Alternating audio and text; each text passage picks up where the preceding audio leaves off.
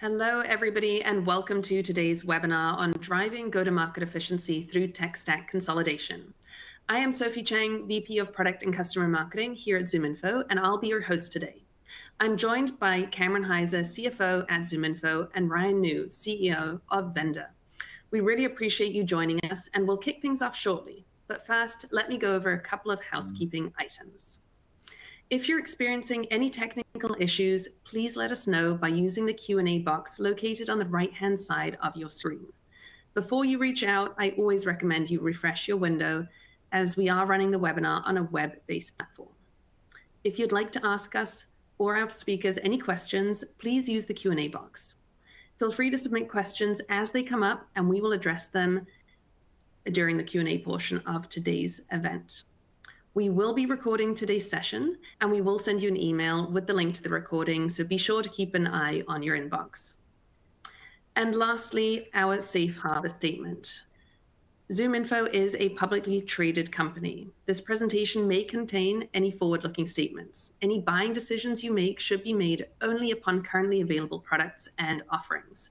Our complete safe harbor statement is displayed here, but it's also available for you in our resource center. And with that, let me introduce today's guests. Cameron, let's start with you. Please tell our audience a little bit about yourself and your background. And for those that may not be familiar with who ZoomInfo is, please give us a little bit of an introduction to ZoomInfo as well. Sure, thanks, Sophie. So as Sophie mentioned, I'm the CFO here at ZoomInfo. I started 4.5 years or so ago, came on really to help ZoomInfo prepare for going public and then being a public company. I've been doing operational finance for over 20 years at subscription software and data companies. I think really enjoy working at ZoomInfo and the kind of pace and growth that we've achieved. At this point last year, we did $1.1 billion in revenue, and we grew roughly 47%. But the exciting thing about ZoomInfo is not that we've been able to continue to drive growth and help our customers, but that we really focus on doing it efficiently. We're a very profitable and cash flow generative company, and we do that largely by leveraging our own technology to really drive an efficient go-to-market motion, as well as the rest of the company. So for those of you who aren't familiar with ZoomInfo, I think we have another slide here that shows our platform. And really, we start with a base of unlocking insights for our customers. We do that by providing really high quality data and real-time insights about the businesses that our customers are serving and who's at those companies overall. That helps our customers engage more effectively with their customers. And then, ultimately that translates into, higher win rates and faster deal cycle times. So, we've talked to a number of our users, and some of the stats on the right here in terms of increasing win rates and quota attainment are really exciting for, most of our users, and obviously are a big part of helping to drive efficiency in all of our customers' go-to-market motions. That's great. Thank you so much, Cameron. With that, let me pass it to you, Ryan.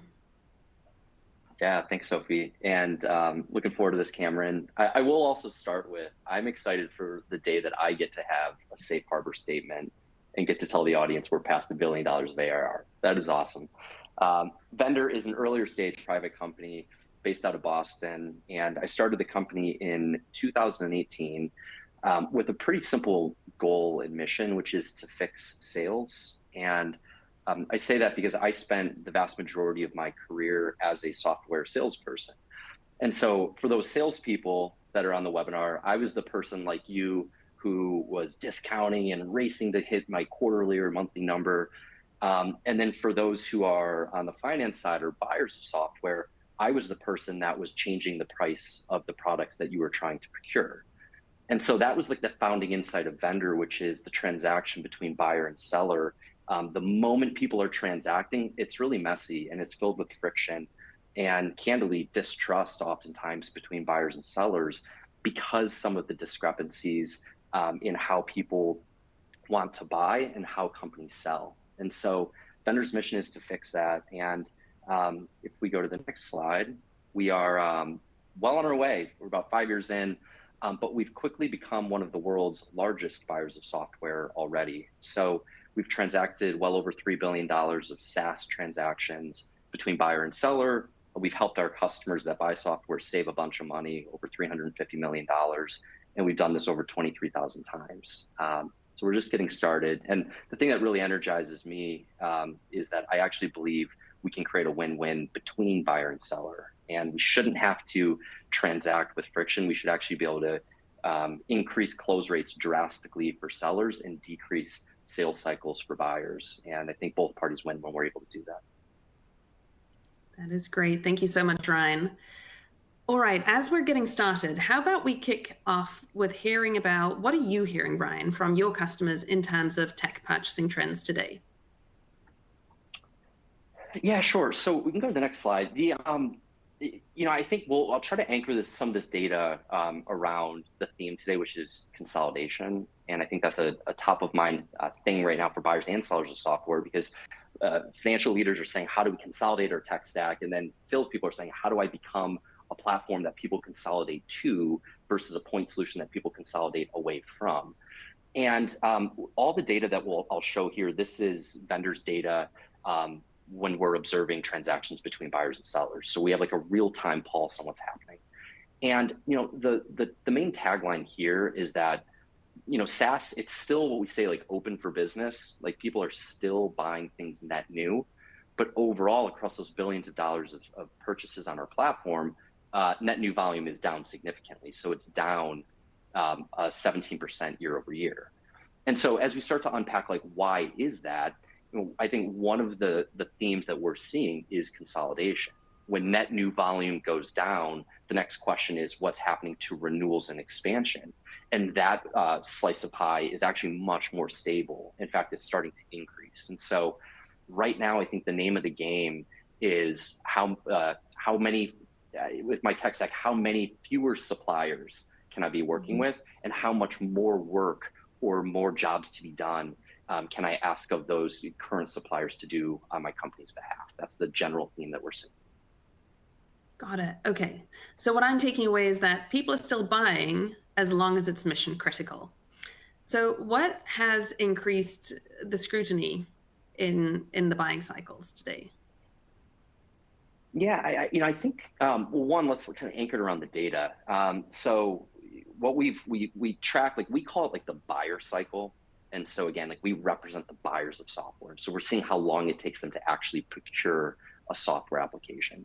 And unfortunately, like overall, like the trends are, it's up significantly. It's taking significantly longer to close a deal. And so the SaaS cycle has gone from 33 days a couple of years ago to 43 days on our platform for those that are like SMB or mid-market sized companies, and then 56 days for those with over 1,000 employees.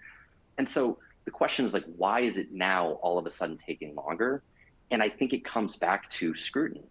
Right? During the good times, low interest rates, easy to raise money, it was also easy to spend money. And now all of a sudden our customers, companies are increasing the pressure on, do we actually need these products? And those questions naturally start to include more people in the approval process, and additional questions obviously leads to more time. And if we go to the next slide, I'll also break down, I think it's interesting to see based on like that sales cycle, well, what's happening to ACV, the average contract value on our platform. And I'll show this data based on net new, renewal, and expansion. And there's some interesting themes in here. Overall, net new average contract value on Vendr's platform, it's up. Okay, so all of a sudden it's taking longer for deals to close, but the deals that are closing are at a premium. All right, that's interesting. Potentially suppliers or SaaS sellers are under more pressure to sell. So what can they control? They can control the price. So we are guessing that we're going to start seeing more and more price increases this year and next year. And go to the next slide, we'll show renewals. So similar to net new, how long is it actually taking buyers of software to renew products? And the main theme here is plan for an extra 10 days, right? So with end of quarter coming up for many companies right now, assume that renewal cycle should have started 10 days earlier. So we call it like proactive renewal management, where don't wait as a seller of software, don't wait for the buyer of software to say, I'm ready to renew, or I'm ready to start that conversation. Proactively start it at a minimum 10 days earlier, because you're going to need it. Go to the next slide. We'll show the ACV. Okay, so net new ACV spiked 8% over the past couple of years. Renewal ACV, average contract value, is up plus 13%. Another sign that likely we're seeing price increases for renewals and potentially more use cases or consolidation happening. And then finally, expansion. So this is my dad used to always say this to me, that pigs get fat and hogs get slaughtered. So be careful getting aggressive with asks of others. And when we look at SaaS expansion cycles, I think this is a really good example where pigs get fat and hogs get slaughtered. Like, look at the spike in how long it's taking to close expansion. So that means like upsell, the midterm upsell. Right now, the very last thing, and I'm really excited to hear what Cameron says about this, the last thing I think CFOs want to hear, I know it's the last thing our CFO wants to hear, is we're going to keep a product and they're asking us to pay more money right now for the same volume or for the same use case. That's a really, really difficult conversation to have for buyers of software right now. And if we go to the next slide, expansion ACV. This is, I think, the clearest sign that consolidation is actually happening, right? There's a really good story to tell where CFOs are likely happy to spend more money with a platform, is if that platform can help me consolidate elsewhere. And if on a net basis, I'm saving money, that's where we're seeing dollars being spent. So I think the main theme here, at least what we're seeing, is like there's a new decision maker in town, and their name is the CFO. Love it. Thank you so much, Ryan. That's some really great data to tee up today's discussion. So this trend is what some are now actually referring to as the great rationalization, a time where every budget line item is getting scrutinized, not only to rationalize investments made during the pandemic, but also to ensure they're operating in their leanest and meanest and productive way possible this year and obviously beyond. So Cameron, why is it that CFOs are becoming more prevalent in tech purchases, and what advice do you have for sellers that are looking to win you over? Yeah, so, my view is that the CFO's always been involved in tech purchases. It's just a question of how involved. And, realistically, I think Ryan said it really well before, that in a time when money is really cheap, spending money is really easy. And therefore, the CFOs were largely focused on, well, what's going to help you do better, and less focused on how do I make sure that I'm spending money in the most efficient way that I can. And, I think that that's what's really changed, is that people are largely going from, I need to grow and take advantage of opportunities out there as fast as I can. And if I'm a little sloppy with, how I'm making those purchases, the growth makes up for that. Growth kind of cures a lot of evils. I think in a world where, the economy has slowed down, raising money has gotten, much harder, or the cost of capital has increased, really significantly as interest rates have gone up, then, you can't rely on growth to kind of cure your sins. And you need to, really focus more on efficiency. And when you're focusing more on efficiency, that means that the CFO is asking a lot more questions about, is this really the best place for us to be spending money? What are the alternatives to, doing what you're asking to do? And frankly, like, what is the ROI with respect to this particular purchase? And I think that ROI discussion is one where a lot of people, historically have not been as crisp about how they articulate that. And when you have, a senior executive member coming and really forcing you to be more articulate about what's the return on this investment, that takes a lot longer. A lot of things don't get through in the same way. And, particularly when you're talking about new purchases, it's harder for people to kind of get that over the finish line, depending on what the capacity is for new purchases. Thank you, Cameron. That is super helpful. ROI is king in this case. So with these changes, what does a modern go-to-market strategy look like? And how has ZoomInfo been helping other companies be successful with this approach? Ryan, Yeah, why don't we start with you? Cameron, do you want to take it first? well, I mean, we obviously have a very kind of distinct view that, a modern go-to-market strategy really starts with, leveraging data and insights that weren't available to companies, 10 and 20 years ago. Really kind of understanding your customer in a way that's not taking them out to dinner or meeting them at a conference or, doing things that are much more focused on, the personal interaction and really understanding what is the universe of your customers look like, how are they changing over time, and what insights can you gather from high quality data that's out there. And that is really the foundation of how we run our go-to-market motion, and why we're able to drive over 10x LTV to CAC, which is by far one of the best kind of software efficiency metrics that you'll find out there. And I think that leveraging of that high quality insights really creates a foundation for all the other things that modern go-to-market companies do in terms of automation, in terms of if you're going to start leveraging AI, like building a foundation of like high quality data is important for those things. So as we see more and more people lean into how do I automate, how do I get more out of the salespeople, starting with that foundational data is probably the most important thing that anyone can do. Yeah, I totally agree. I mean, I think there's the data side, and then there's, especially with what Vendr spends a lot of time thinking about, is like data plus distribution.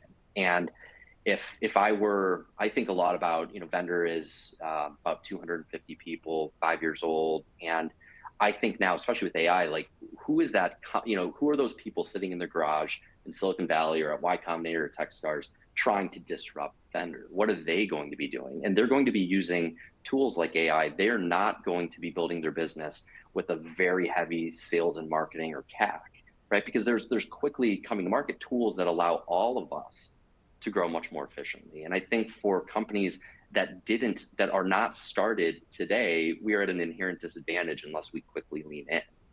And on the distribution side, we're seeing a very real ask or theme from CROs and CEOs saying, hey, how are you able to help us find our next customer more efficiently? And like, there's the data. And then how are you actually able to help us reach that person, close that person? And that's the distribution. And we're also, just going back to Vendr's data ourselves, is like, we are seeing go-to-market products still being purchased, including obviously ZoomInfo. It's one of the top purchases on Vendr. And if we looked at end of Q1, so for all of Q1, we said, what were the top 10 net new purchases on our platform? And 50% of them were go-to-market related. And then 30% of them, no surprise, were security related. And so it's like security and infrastructure. I don't really think companies are ever able to sacrifice that. But I did assume that we would start to see fewer customers buying go-to-market products. We're not, right? It's actually proving to be incredibly resilient, back to your point, Cameron, which is like, growth is still king or queen. It's just now efficient growth is the new norm or the new expectation. And so I think the go-to-market stack, the modern go-to-market stack, is one that is truly rooted in efficiency. And that comes back to usually data and or distribution capabilities. That's great. Thank you so much, Ryan and Cameron. So part of having an efficient business and tech stack is also consolidating it. So what is one of the most challenging parts of consolidating your tech stack? I'll kick it over to you, Ryan. So where to begin? There's a lot of challenges with consolidation. I think the biggest one that we see is like you don't buy a car for the seat warmer, right? You buy it for likely the motor or the safety, or like there's like this core thing of why you're buying a car. And I think like in SaaS, what's happened is, especially over the past 5 or 10 years, is like there's now literally a SaaS application to do every micro niche use case, everything. And that is actually why companies like Vendr even exist, because companies have so much SaaS. They're like, what the heck do I do with all of this SaaS? How do I even choose what to buy? How do I choose what to keep? How do I know what to pay? How do I know what to churn from? It's really, really challenging to answer all of those questions. So I think the root of the consolidation issue is, number one, just the sheer volume of SaaS applications. And then number two, it is like the micro use cases that they serve. And when you go to your employees and you say, hey, look, we're going to consolidate. Here's the list of tools. Which one can you leave? Which ones are you comfortable churning from? I'll almost guarantee you're going to hear reasons why they have to keep every single one. And so it's really like, we call it, it's think of it as like, it's like a bell and whistle issue, right? There's bells and whistles for every single platform that's in use. Those bells and whistles probably do not justify the cost it requires to keep an application, because there's also overhead associated with a growing tech stack. You've got more management, you've got more people that are actually utilizing those applications or administering those tools. And so in order to consolidate, the first thing you need to know is visibility. Like, what's the size of pie here? How many apps are actually out there at my company? Number two is really its justification. It's like, are there products that do 80% of one of these that we could get away from? So it's like the Pareto principle. And you'll likely find there is, because like categories are quickly merging. We're seeing this all the time, where like friends are now becoming competitive with one another. And it's because companies are racing to become platforms. And so as CFOs and buyers of software, it's just really critical that you ask the next level questions to your team of what would happen if you actually were forced to leave this product or application, not do you want to keep it? The do you want to keep it, you're going to get yes. The what is your plan once we take it away, that's where you start to learn the real truth. And that's where you can really find that a lot of these, you're often able to consolidate and save a bunch of money. That is some really great tangible advice. I guess my next question then would be for you, Cameron. We've talked about the challenges. What in that case are some of the immediate benefits or long-term benefits that companies could realize by consolidating their tech stack? And do you have any specific examples that you could share? Yeah, so I mean, there are a ton of benefits to streamlining the number of vendors that you're working with, and really the amount of different applications that you're using. It is actually crazy. I do think every company has this, problem or conundrum where they do have this proliferation of different SaaS tools, as Ryan was talking about. And I think a big part of that is that vendors of software and now SaaS tools got a lot smarter about how much work does it take to actually implement something. And honestly, the ability to host something on AWS or Google or wherever else really accelerated that, because I worked for a subscription software company for a long time where it didn't cost a lot to implement it, but it did cost a lot to buy the hardware to do it. So there was always this upfront cost to implementing new software, to putting something in your own data center. And as you've gotten to more cloud delivered applications, that initial upfront cost is really small. You can sign up for a vendor, a SaaS vendor, and it can be whatever, a few $1,000s a month, and you kind of get the scope creep of it ends up being more and more over time.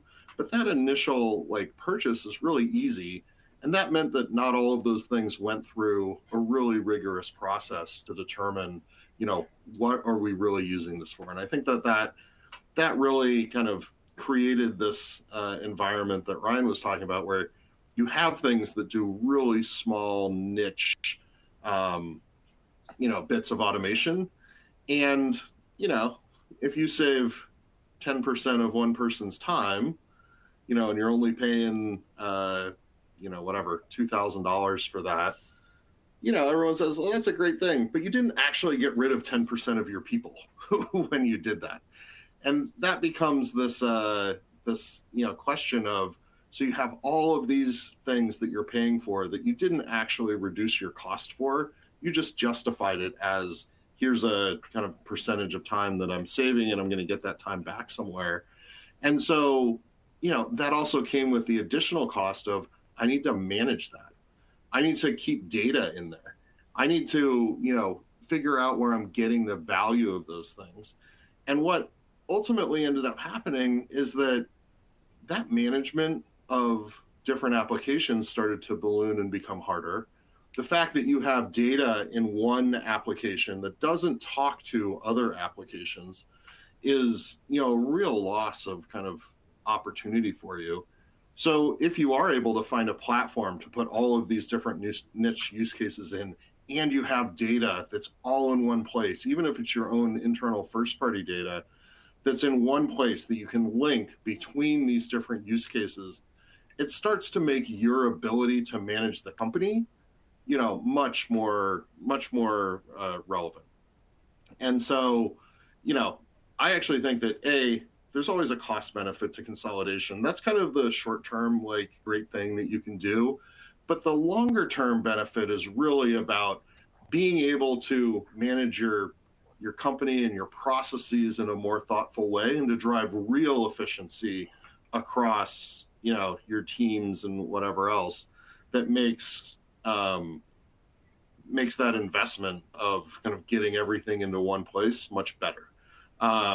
So, I think that between the cost benefit and the, kind of overall management benefit, it becomes a real opportunity for companies to actually, get places faster, to leverage the resources that they do have, much better, and ultimately, drive more efficiency and performance out of the teams. And I do think, I talked to a number of other CFOs, and there's some big company CFOs that are super focused on, I don't want to spend anything less than 50 grand for any software, or, maybe less than 100 grand. And when you start making that the decision making, that I'm only going to start implementing software that I'm going to put real resources behind, and I'm really going to drive that better ROI out of getting those things, then it starts to become, you're actually getting the benefit that you signed up for, as opposed to thinking you're getting part of that benefit of what you signed up for. Okay, so that long-term outlook is definitely key in that case in making these decisions and being aware of scope creep or maybe hidden unforeseen costs that you just didn't think about upfront. To me, that seems to make a clear case for consolidation. That being said, are there still use cases or situations where point solutions are actually a better fit than an integrated platform? Ryan, why don't I hand that one to you? Cameron, I haven't heard that one before, but I like it. I think Vendr should raise its prices, but it actually does make sense. It's like the cost of buying all of these low-cost products is a very high cost. And so say we're just not going to do that. It's almost like in that case, the anti-PLG, because I think with product-led growth, that was ingenious to get in the door. And then what we've seen is a lot of companies, and even me as a seller, I've had to do this, or I've chosen to do this, I should say, is where you get in the door to low cost, you're free even, and then all of a sudden you get them to pay big bucks for things like, do you want to now be secure? And, it's like that FUD sale. And I really don't like that. And so I think actually setting that guardrail up front of we're not going to even entertain that. We're just going to actually commit to larger purchases that can do more for us, longer term partnerships. I think it's a really interesting take. Sophie, to your question on point solutions, look, I think there are still point solutions out there. I think the question is how much depth do they have? And if there's a point solution that goes incredibly deep to a core business problem, I think that point solution company is going to be very successful, because it's an inherent advantage if they've chosen to do like one very specific thing incredibly well and incredibly deeply, that actually seems defensible. I think the challenge is like the point solutions that do like nice to have things. I think those are just toast, candidly. And so I think really, if I were one of those companies, I would just really focus on, is this problem still worth solving? And number two, can I solve it better than anyone else? And if you pass those two tests, I think, yeah, it seems like it would be worth pursuing. The other side of it is, I actually think back when I was hearing Cameron talk about the value of platforms. As an entrepreneur, I think about this all the time. It's like I spent 6 years at HubSpot here in Boston as a salesperson and then in sales leadership. And I saw the power of a platform throughout, when I joined HubSpot, and there were about 200 people left when they were past 2,000 people in public. And they had the whole connected platform. And what Brian Halligan, their CEO, would always say is it's like 1 + 1 = 3. Like, it's this magical formula. And I've now finally realized what that actually meant, which is the power of connectivity between applications. And if your apps are all under one roof and have one central source of data, you can then start having compounding effects of value.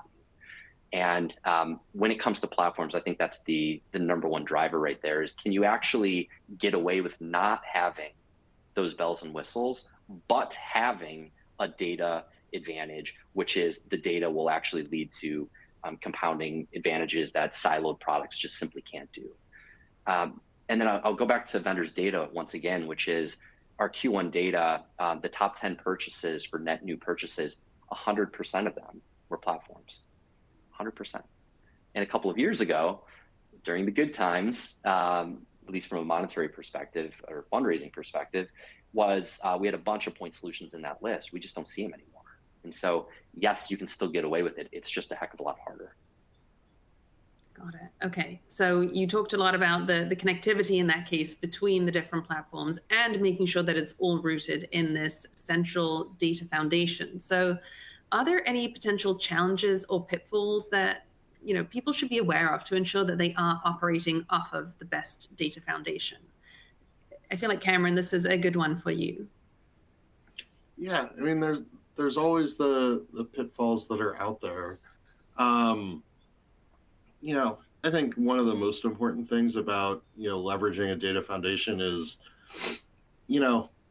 thinking that it's right and not having this underlying infrastructure to make sure that it stays up to date and it stays relevant, and that you're actually thinking about how are your processes or, workflows changing, and, what might you need to change about that infrastructure of keeping your data up to date.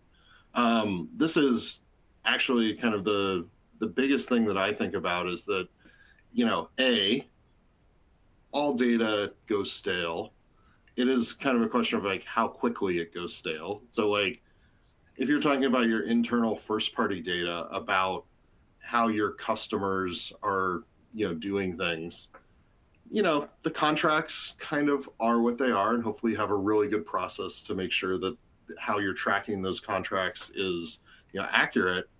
But how your customers are interacting with your products or services changes pretty quickly. And so, making sure that you're constantly thinking about, am I continuing to be relevant to my customer in terms of their usage on a system, it is an important thing. And having a data first mentality is really important, but making sure that that's being updated, kind of really quickly is also important. And when you think about third-party data, a lot of people use third-party data to think about where they're prioritizing their efforts or whatever else. Like, that also has different rates of change depending on the data you're talking about. Companies change all the time, but what their address is probably not going to change that much. How fast they're growing could change much more quickly. Who works at those companies changes a lot. And, what those companies are doing, we think of those as like signals of when people are in market, changes all the time. So having a data strategy to actually think about what is the rate of change within the data and how much infrastructure should I be implementing in order to ensure that I'm making the right decisions off of the right data, I think is an important pitfall that sometimes people miss. They think, oh, I use data, but they aren't thinking about what is that rate of change and how do I need to make sure that I have that infrastructure in place to make sure that that data remains relevant and accurate for what I'm doing. That is a great point. So it sounds like data quality obviously has a huge impact on business efficiency. Can both of you tell me a little bit more about, what does efficiency actually mean to you within your role? And I'll start because I think I talk about efficiency more than anyone else I know. And sadly, I think I have talked about, even when I sit around with CFOs, like I've always talked about efficiency way more than anyone else I know. But efficiency is really, for me, a pretty easy formula that's all about ROI more than anything else. It's like I'm investing in a bunch of places within our company. I'm investing into R&D. I'm investing into our, customer support functions. I'm investing into sales and marketing. I'm investing into G&A. And what am I getting for that investment? And the efficiency equation is really about, if I can do more with the same number of people, that's a great efficiency play that I want to leverage. If I can honestly get the same output but do it with less people or less investment, that's a great efficiency play that I want to focus on. And so it's really about what kind of output can I generate. No matter which team we're talking about, there's always output that they're driving, and what am I kind of spending to get that output. And I think when I translate that into data, like companies have so much data these days. The accuracy of that data can sometimes be questionable. How much you need to stitch that data together between different platforms or different vendors that you're getting that data from also drives a lot of the kind of churn or friction within a company. And so the important thing is actually to be able to get that high quality data in a way where you can leverage it well. And so leveraging that well often means not just having 5 different sources that you're trying to pick which one is right and not actually knowing, but being able to trust your provider of that data, that they are really kind of going out to the wealth of potential areas that are out there, that they have proprietary sources that they can, drive that quality with, and knowing that they are giving you high quality data. So ultimately you can make better decisions, whether those decisions are about prioritizing where you want to spend your time, whether it's about, frankly, pricing and packaging, what should you be doing in this particular conversation, whether it's about, how should you be interacting with your customers. Having that quality and being able to trust it is super important to removing a lot of the friction that can happen within your company. I think that's where we see a lot of the value that we provide to our customers, is that they're able to better prioritize their efforts. They're able to find that next new customer more easily. They're able to get in front of that person because they have direct contact information or better information about what's important to that person that they're trying to sell to. And those, that level of efficiency makes a huge difference, because ultimately, everyone has finite resources. Even in frothy times, everyone had finite resources. So it's making sure you're getting the most out of those resources to drive the outcome that you want to get to, that really separates, kind of good companies from great companies. I'll take, I won't be able to top that from an operational perspective. And so I'll take it more from a a vision perspective of like how I think about like the future of sales and the future of buying. And one of the core reasons that I started Vendr is that sales and marketing as an expense is one of the number one cost centers for companies. You're spending much more for most companies are spending much more on sales and marketing than they do on research and development. And so to me, like that equation is just fundamentally flawed.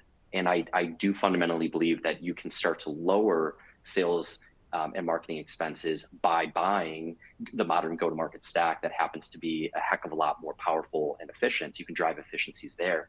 But I actually think like that fundamental ratio is off. And it is the fact that we have to spend the majority of our money for most companies figuring out how to sell and market something versus building the best possible product just doesn't make sense to me. And like that was like that founding insight of what if that equation was flipped? Like what would actually happen if companies were able to truly just assume you were able to sit in that garage and build the best possible product, just build the best product, and then magically it could find distribution? Like what would happen? Like who would win? Obviously the company building that amazing product would win because they just won the market. However, the customer also won because they just got the best possible product. And right now, with how we are all operating SaaS, is the customer's actually not getting the best possible product because of how much money we have to put into other areas, especially sales and marketing. And so when I think about the future, I do believe that there's going to be a world powered by data where you can actually drive down the cost of software. So bring down sales and marketing expense by improving the distribution of software, and then affording suppliers the opportunity, or SaaS sellers the opportunity, to build the best possible product, and then best products win.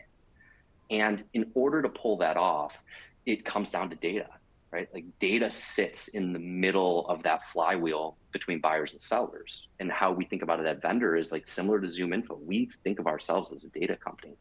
And as a data company, we know that that data can help with the selection of what should you buy. So think about like how ZoomInfo is like helping you identify who to sell to. We're over on the other side saying, well, what should you actually buy? And so the data is powering both buyer and seller in those examples. And then the data can power what should you pay, right? As the person who started truly the negotiation as a service category, I don't think SaaS needs to be negotiable, right? We are opting into this game and it's incredibly inefficient. Like the time it takes to actually negotiate a SaaS contract, we're talking like a couple of weeks. Imagine what you could do at that time. Imagine if your sellers didn't have to play that game. Imagine if the buyers of your products didn't have to play that game. What would they be doing? They'd be managing their team. They'd be building the next feature. They would be figuring out the more efficient process to operate the business, right? It is truly this game. Data can help avoid that. Data can help eliminate that by actually helping people get the fair price guaranteed without a game. And then data can also help you figure out what should you keep, right? What shouldn't you keep? What are you ready to churn from? What the data should be able to predict when you're ready to graduate to a enterprise product, or when you're ready to consolidate to a certain feature. And then all of that data should also arm builders of software, the sellers of software, the SaaS companies. That data should help them understand why they win, why they lose, what is needed in order to win more often, why exactly they just had that churn. Like all of that stuff can be answered through data. And once you answer those questions, you find that buyers are selecting things much faster, which is a win for both parties. They're selecting the right thing, which means they're retaining, which is of course of a massive benefit. And then meanwhile, sellers are just getting this constant influx of data to actually build the best possible product, which definitely benefits them and of course the customer. So for us, I get really fired up on this topic because I think of data and efficiency as like everything that we are trying to do for the transaction between buyer and seller. Hey Ryan, before we move on, I love that you pointed out that so many software companies spend most of their expenses, or at least the plurality of their expenses, on sales and marketing, because that's something that I point out to investors all the time. And it is actually, in my mind, like one of the reasons why consolidating, makes sense. Because if you have 5 different software companies out there, and whether you like it or not, you're not just paying for the software. You're paying for 5 different salespeople to to do that negotiation, to go through those things. And frankly, if you consolidate onto one vendor, not only do you get the benefit of having a better experience and being able to get to that data more easily and having things that don't fall through the cracks because you're switching between different software products, but you also only need to pay for one software person or one salesperson that's going to serve and support you. So as a platform, I can actually deliver a better experience and deliver it more cheaply, because every company that you work with, every piece of software that you're buying, you're essentially buying into the efficiency of that company.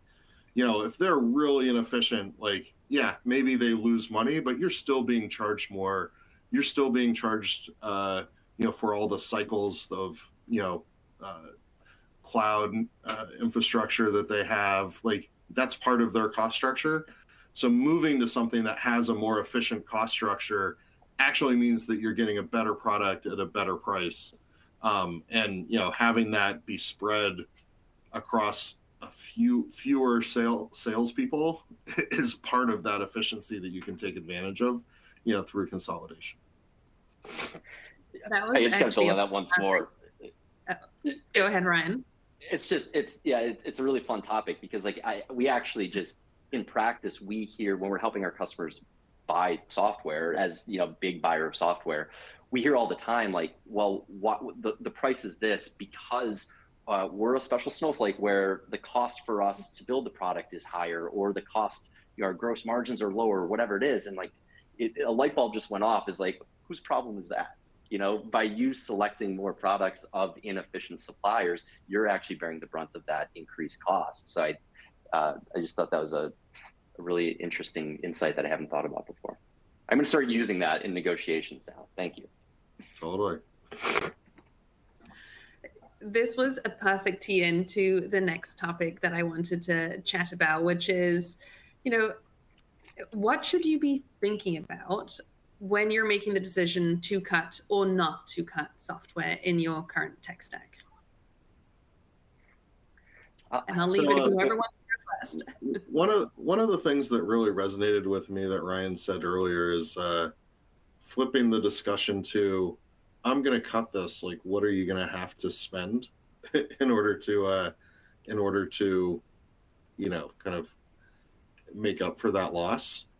And it does flip back to me for normally when people come to me with a new software thing, I expect it to do one of two things. Either A, it needs to drive more revenue, or B, it needs to be able to cut costs. So if you come to me and say, look, I got this cool new thing where I can make the 10 people that use this 5% more efficient, and because those 10 people, we spend $1 million on them, if I can spend 20 grand to make them 5% more efficient, then that totally pays for itself. The issue in that conversation, what I often go back to is great, I can't cut half a person. And by the way, if you said I have these 20 people that I can make them 10% more efficient, then I basically say, great, fire 2 people and you can totally buy this. And very few people come up with I'm going to get rid of people because my team's more efficient, even though logically that should totally be what happens. So on the flip side, if you're talking about cutting things, you have to do one of 2 things when you cut things, or maybe one of 3 things. If the answer is, I can cut this and probably live without it, that means that you're not getting real return from that software and you should totally cut it. If the answer is, I'm going to have to hire 5 more people, maybe you should really think about it. If you're paying $1 million a year for something and you just have to hire 5 people to replace it, your actual ROI on that is actually pretty good. But the third answer on what to cut or not to cut is, can you get 80% or 90% of the value from something else? And is that something else going to be cheaper? And, I think a lot of people, they focus on these real small features. I really like that, this thing, has a green screen instead of a purple screen. And that green screen like makes everyone on our team feel better about what the software's doing and that they're more excited about stuff. But in reality, like the purple screen would have been totally fine. And so when I think about like what to cut or what not to cut, it's like, is there a really good or a potential alternative out there? How much does that alternative do? And honestly, like how much of the I need to have this is more of like someone being religious about this is just better versus does it actually perform a function that's differentiated from whatever else you can find out there? And, if you don't have to hire more people to fix the thing, to like fix the process or, or whatever else, then like those are the things that you should really think about cutting or trimming or getting rid of. And that alternative, like I'm sure Ryan hears this all the time because it's like typical of a lot of procurement departments and CFOs and whatever else. But like, I really only want to buy things if I get 3 alternatives to that. Like that is the typical, like, I really think I found out about this new software SaaS thing and I want to buy it. And I think, great, show me 3 other alternatives and like we can discuss it. And one of them should be like, what do you have to do it internally? Like that same process can go around cutting things. It's just a question of like, are you really getting a lot of value out of that in terms of the process and what's going on? And, frankly, I think that is an area where if you have alternatives in a platform that you're already using, like that's a great area to think about. I actually think the interesting pitfall here is like not everyone understands all of the things that people deliver out there. They kind of think about something that they've bought as, I bought this, and I'll take the ZoomInfo example, like I bought this for contact capabilities, and they get this inertia around their view that they say they don't understand that like maybe ZoomInfo has a bunch of intent data or workflow automation capabilities or other things. They just say this is my contact thing. So part of the pitfall that you need to look into is, are there current vendors that you have that have developed other capabilities over the last 1, 2, 3 years that you haven't focused on? And in a lot of cases, like those newer capabilities may actually be better than what you have from some point solution. You just really like your point solution because someone has this religion about, I decided to do this and this is what's important to me. And cutting through that as the finance department is like super helpful. And so like, Henry goes out and talks to customers. He came back to me the other time and he's like, yeah, we like this other solution because they have really good intent data and they help us with anonymous website visitor lookup. And like he almost falls flat on his face when someone says that to him, because that's like 2 of the things that ZoomInfo is like great at, and you're buying something else to like get there. Like why wouldn't you take that from ZoomInfo? And they just like didn't really. They kind of bought ZoomInfo 5 years ago before we did those things in a super robust way. And it's just they got convinced that this is the better thing that they want to go out and get, as opposed to like what's really the best thing out there, which is, by the way, something you already have and could get for an incremental price that's way less than what you would be paying to another vendor that has some super heavy sales and marketing motion and is losing a bunch of money. Like it's just inefficient. That is a perfect segue for a question that I actually had for Ryan, which is, what are some of the things that people could do to keep their tech stack up to date? Yeah, I mean, there's a lot to build on there. I mean, and I agree with it. I think the first is people tend to buy things for their job. They don't tend to buy things, like buyers of software don't tend to buy things for their company. I think that's part of the problem here. It's like we hire all these brilliant people to do these brilliant things at our company, but those things have a certain scope, and it's typically not, the whole like ownership or scope of the company at the C level. And so the selection comes from like that job to be done at the role level versus the job to be done at the company level. And that's where the trade-off conversations are really tricky. And so by moving to less of a assumed renewal posture and much more of an opt-in renewal posture, you get to really put that to the test, where the assumption is you're not going to keep it. And then what happens? And in order to pull that off, just one tactical piece of advice is, while that may be easy to say, it's actually hard to execute, because do you know, to Cameron's point, those alternatives of where else you could actually move? And do you know how long it's going to take to move to those providers? And do you know how much those providers are going to cost you? And I'm not just talking about year one, I'm talking about year 3, year 5, right? Because that's where the costs actually start to compound with, especially if a company has like really strong net retention. I would want to know, what is your net retention? Because that's basically what I'm going to be paying in future years.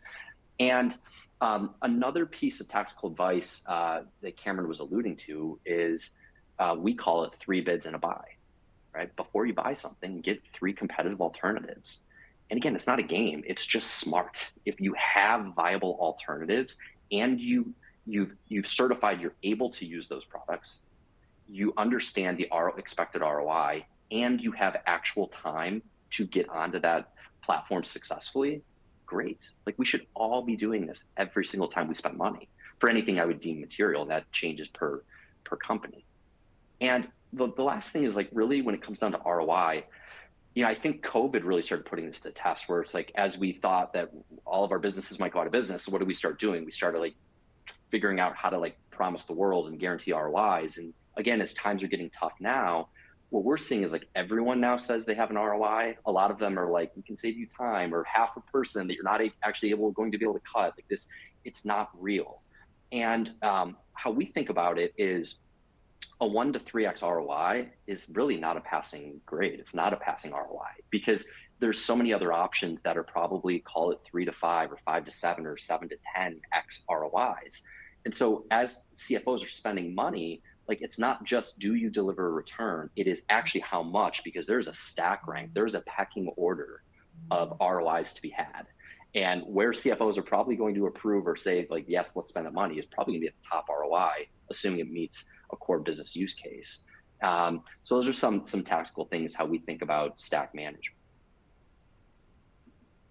And I think that's a really important point when you talk about buying things for the company, because ultimately, if you're driving a process that's better, or you're deploying something across 200 people, like getting a 5% benefit across 200 people, that means that you really should be able to take 10 of those people out.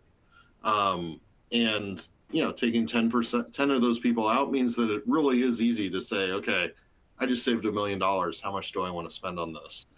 And, there's risk involved with that. There's upfront costs. There's vendor lock-in, frankly, all of those things. So like, you're saving $1 million. Like, yeah, I would not do that for $800K, which is, kind of Ryan's 1 to 3, point. But I'll probably do that for $100K. Like, if I could spend $100K, and, either not have to hire the next 10 people, or, get rid of 10 underperformers or whatever else like that becomes really interesting to me.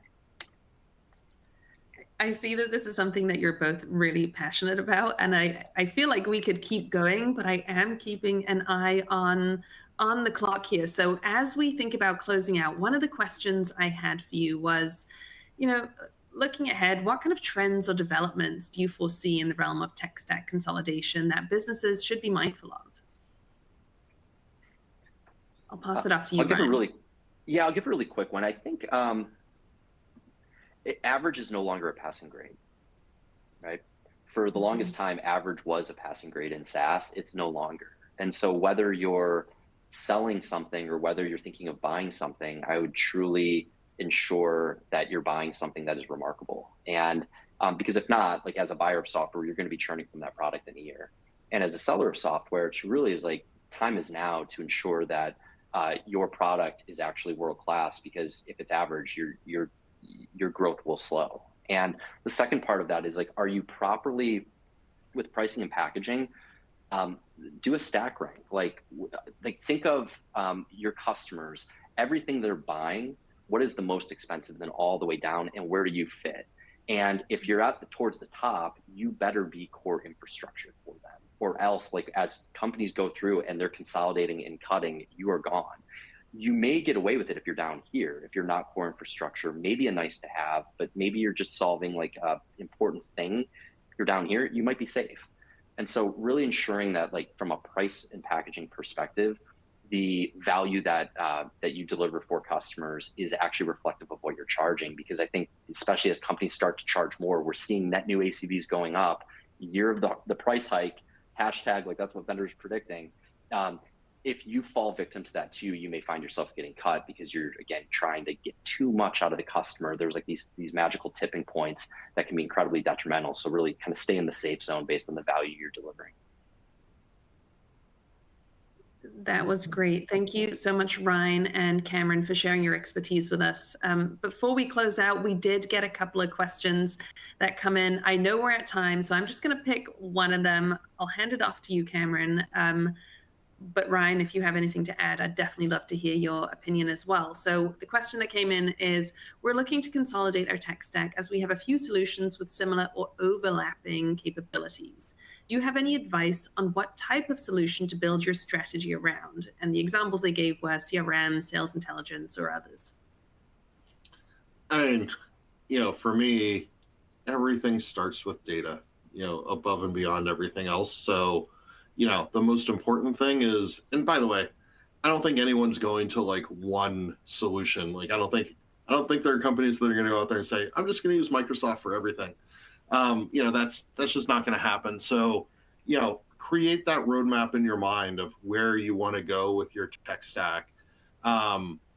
Ultimately, you're probably going to have a couple different platforms. You need to pick the things that are going to really deliver the kind of best value for you, and always think about that data infrastructure. How are you integrating data into these things? Where can you leverage data in a bigger way? And ultimately, then it's all about kind of getting down to the lowest level of kind of integrations and other things, because ultimately, like, every time you have more platforms or more point solutions, like, things fall through the crack. So for us, if you're focused on your go-to-market infrastructure, like, I will always focus on how are you creating that data quality infrastructure. And so that's the first thing that I would focus on. Honestly, like, we always talk about how people buy CRM, but there's no intelligence or anything in CRM. You need to start putting data in there in order to get real value out of it. You need that data. And if you're not focused on keeping that data up to date, if you're not focused on making sure it's the highest quality and fully complete, like, you're going to start losing value. You're not going to get the full value out of it. And then as you're thinking about, okay, what are the things that CRM isn't going to provide to me that, all those other features, like, that's where the consolidation is, that where are the things that you're going to be able to leverage the data in the best way. And I think, in a self-serving way, like, ZoomInfo is really the only place that you can start to really get more of that functionality that's leveraging data. But no matter what system it is, whether it's go-to-market or something else, like, think about the data first, because that is the thing that's going to help drive efficiency and help drive, more capabilities in your enterprise overall. That's great. Thank you. Ryan, anything you would like to add to that? I just say one thing. I think for buyers of software, I'd really just focus on Pareto optimal purchasing, which basically means, like, there are likely tools out there that do 80% of what you need. Don't get caught up in that. Don't nickel and dime, right? There are always bells and whistles. It doesn't mean that that's what you should use. It might, but just don't assume that you need it because of a bell and whistle. So Pareto optimal purchasing, that's kind of the name of the game, to assign a name to it or a phrase.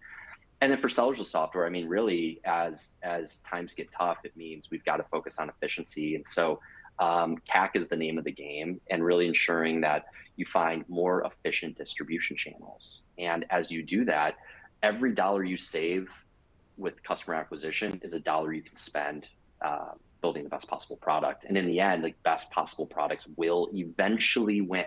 Might not happen immediately. Maybe the best sales team will win. Eventually, it's going to come down to the best possible product. Awesome. Well, thank you so much. I would say with that, that's a wrap. So thank you, everybody, for joining us today. We hope you got some really good insights into how you can accelerate your go-to-market motions and increase your efficiency with targeted, smart consolidation choices.